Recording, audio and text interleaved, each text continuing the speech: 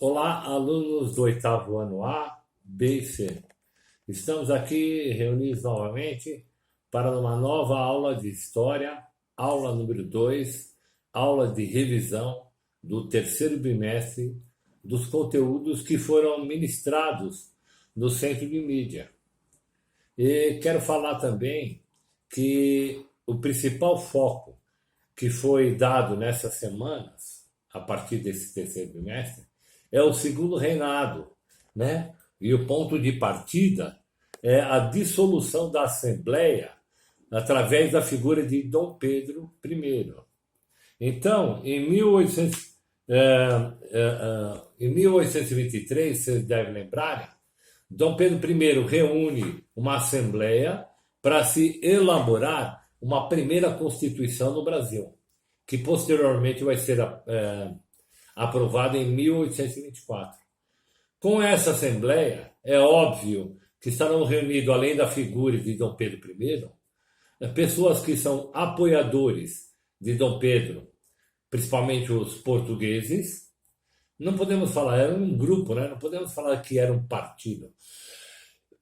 E outro grupo que eram os liberais, que queriam dividir o poder de Dom Pedro I, queria que Dom Pedro I não tivesse todo o poder, né? E aí o que vai acontecer? Dom Pedro, vendo que não teria condições de governar ou o controle do seu poder seria repartido, ele dissolve, ele fecha o parlamento, pede que a Guarda Imperial cerque todo o entorno do palácio e ele mesmo aprova em 1824 uma constituição, principalmente criando um quarto partido, né?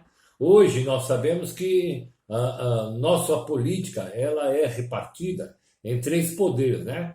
O executivo, né? Na figura do presidente da República, o legislativo, né? Na figura de senadores e deputados federais, né? Deputados estaduais e vereadores, e na esfera judiciária o poder judiciário, né? Seja na esfera federal, estadual ou municipal. E ele cria o quarto poder, chamado poder moderador. O que é esse poder moderador? Ele tinha a caneta, ele tinha a autoridade, esses três poderes poderiam até criar leis, mas se fossem leis que não estivesse alinhado com seus pensamentos, ele tinha esse poder moderador de moderar, de cancelar, de aprovar ou não aprovar leis. Ok? Falou-se também um pouco da Confederação do Equador. O que foi a Confederação do Equador? Foi um movimento em Pernambuco, liderado pelo Frei Caneca, que tinha como objetivo buscar mais autonomia política e econômica em relação ao Império, em relação à figura, né, de Portugal e de Dom Pedro I, né? O Partido Liberal, que era esse partido que inclusive era alinhado aos pensamentos de Frei Caneca, não queria que o Brasil fosse colônia, né? E a figura de Dom Pedro ficasse aqui no Brasil, né? Já os portugueses queriam o quê? Eles queriam o retorno imediato de Dom Pedro para Portugal e queria que o Brasil, principalmente, voltasse a ser colônia. Porque se o Brasil voltasse a ser colônia, além do retrocesso, eles teriam de novo as benesses, os lucros de explorar escravos, de explorar a mão de obra, de explorar as terras. Ok? Os portugueses, que são esses, estavam aliados a Dom Pedro I, né? E outra coisa que foi falado foi o golpe da maioridade. O que foi o golpe da maioridade, né? O Dom Pedro I, tendo essa pressão política entre liberais e portugueses, abdica do trono em prol do seu filho, né? Dom Pedro II. Só que Dom Pedro II não tinha condições de assumir o trono porque ele tinha 9 anos.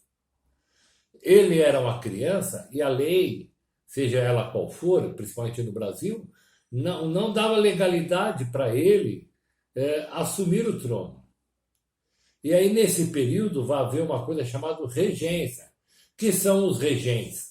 São pessoas indicadas pelo trono para apoiar, para dar subsídio, para governar o país até que Dom Pedro atingisse a maioridade.